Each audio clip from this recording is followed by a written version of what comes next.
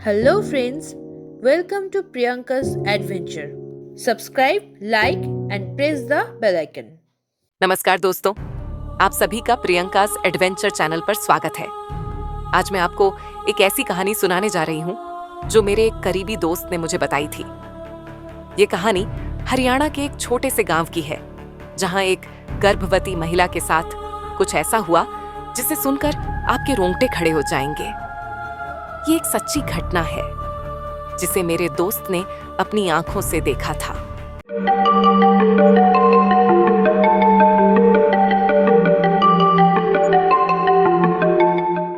बात 2018 की है, जब मेरा दोस्त राहुल अपने काम के सिलसिले में हरियाणा के सोनीपत जिले के पास एक छोटे से गांव में गया था।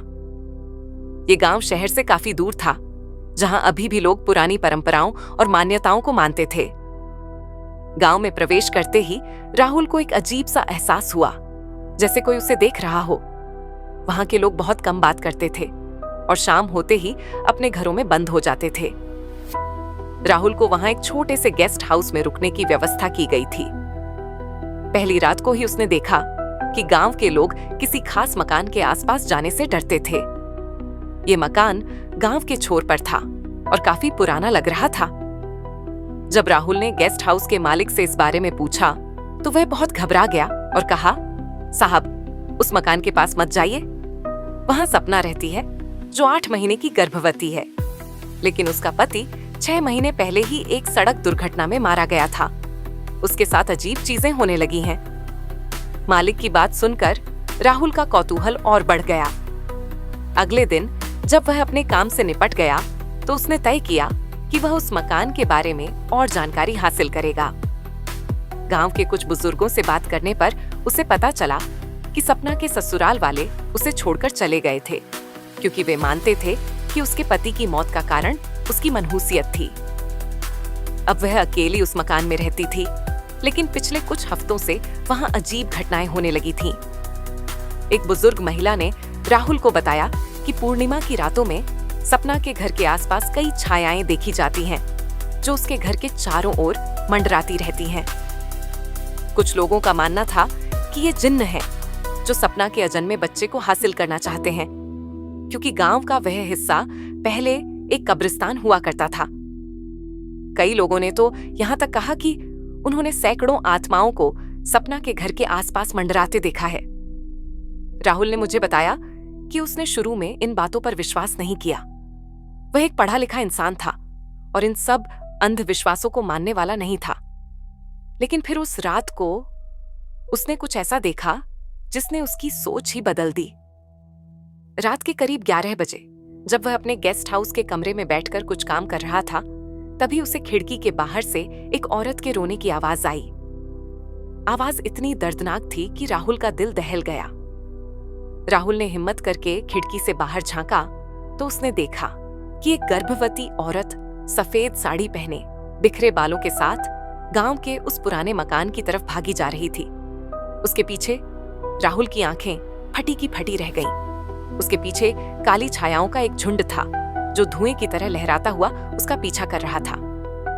ये छायाएं कभी इंसानी आकार ले लेती थीं, कभी जानवरों जैसी दिखती थीं और कभी सिर्फ काले धुएं की तरह उड़ती थीं। राहुल ने देखा कि वह औरत, जो शायद सपना ही थी, अपने पेट को दोनों हाथों से पकड़े दरवाजे पर पहुंची और अंदर जाने लगी। जैसे ही वह दरवाजे के अंदर गई, उन काली छायाओं ने उस मकान को घेर लिया। राहुल ने कसम खाकर मुझे बताया कि उसने सैकड़ों बल्कि हजारों छायाओं को देखा जो उस मकान के चारों ओर मंडरा रही थीं। कुछ छायाएं दीवारों से होकर अंदर जाने की कोशिश कर रही थी, जबकि अन्य खिड़कियों और दरवाजों पर दस्तक दे रही थीं।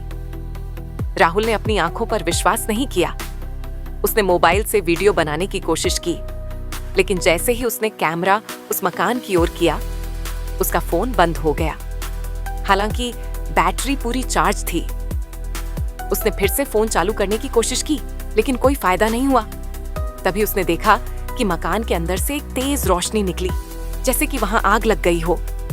उसके बाद औरत की एक तेज चीख सुनाई दी, जिसने पूरे गांव को गूंजा दिया।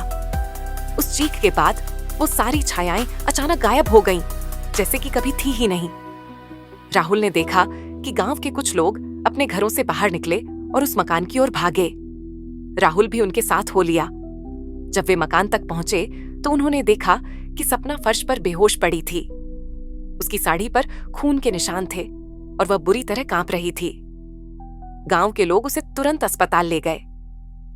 अगले दिन जब राहुल अस्पताल गया तो उसे पता चला कि सपना और उसका बच्चा दोनों सुरक्षित थे।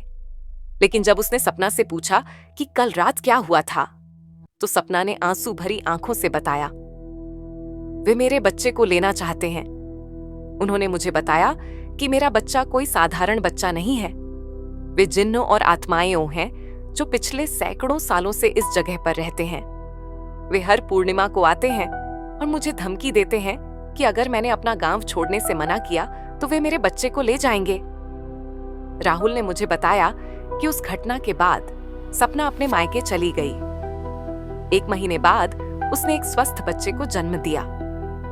लेकिन उस गांव में आज भी पूर्णिमा की रातों में लोग उस पुराने मकान के आसपास हजारों जिन्हों और आत्माओं को देखने का दावा करते हैं।